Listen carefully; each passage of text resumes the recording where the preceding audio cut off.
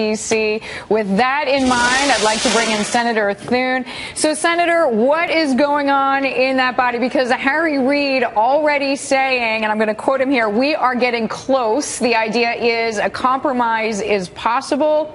Do you think so? I think we'll get there eventually, Deirdre, but yesterday was almost an out-of-body experience for us as Republicans because you had all the Republicans in the Senate voting with the President of the United States and all the Democrats in the Senate voting against the President of the United States. And so they really did leave him twisting in the wind, and I think they've realized what a mistake that was. So they're back at the table. We'll get this worked out. Hopefully we'll get enough, the requisite number of Senate Democrats to pass this through the Senate. It's really important that we do that. I think everybody realizes how important trade is and how critical it is that we be at the table. So, Senator, I'm going to bring in my other guest here, Ed Conard, in just a minute, but I want to ask you about something that Senator Schumer has suggested. That is to say, to vote on the bills as a single package and grant President Obama this kind of fast-track license, if you will. What do you make of that? Well, they were trying to dictate the terms of the deal after the fact. There was an understanding when it came out of the Finance Committee about how this was going to proceed on the floor. Senator Hatch had that understanding, his staff, everybody else, and then all of a sudden the Democrats decided they wanted to move all these things as a big package. But we'll get it worked out. The important thing is that we get the Trade Promotion Authority through the Senate over to the House, because that's what enables these trade agreements, the Trans-Pacific Partnership, the EU trade agreement to move forward. And that's where all the positive benefits and impacts on our economy come from, the jobs that go with it. So that's the important piece of this. The other things are things that the Democrats care deeply about, and frankly the Republicans, we care about some of the things in those bills too, but we want to make sure that TPA moves forward. Okay, the TPA moving forward, and you just said something key there, Senator, about jobs. Ed Conard was laughing at your comment about it being an out-of-body experience.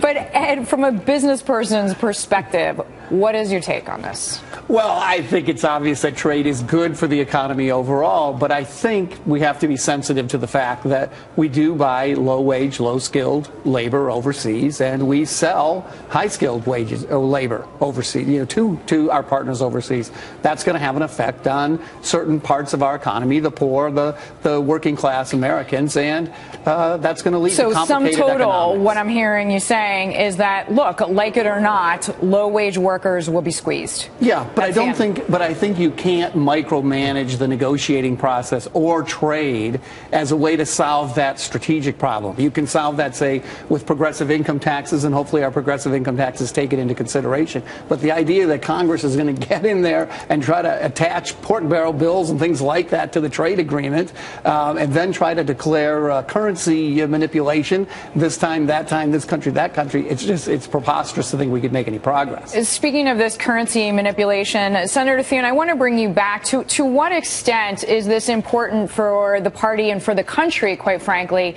that the U.S. have a strong presence, strong trading partners in Asia? That is to say, the U.S. is there and runs the board a little bit more than, let's say, China. Right. It's really important, Deirdre. It's important for strategic reasons. Clearly the economy benefits. And to Ed's point, I mean, the one advantage that you have in these trade agreements, too, is when you've got more competition in this country, it also lowers the cost of goods for a lot of people, particularly low-income people who need to have some of those prices lowered. So there are some benefits from that. But frankly, the important thing is that we check China's influence in the region. These trading partners are all really important for South Dakota agriculture, for farmers and ranchers in my state, but it's really important for strategic reasons that we have an influence in that part of the world, not just economically, but that we're just active, that we're visible, that we're present, and I think that reassures a lot of our allies there.